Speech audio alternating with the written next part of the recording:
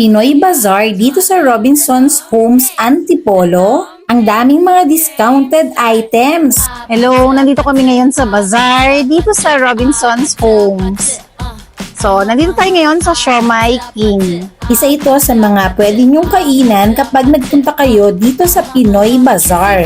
Kita nyo naman guys kung gaano ka-affordable yung kanilang mga meals. Swak na swak sa budget pero masarap. Ang bait pa ng owner.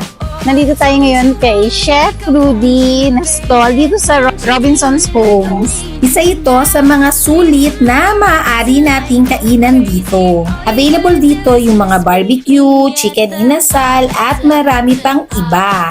Malaki yung kanilang barbecue dito at masarap din. Swak na swak sa budget pero hindi naman tinipid sa sarap. Mas visit talaga ang bazaar na ito.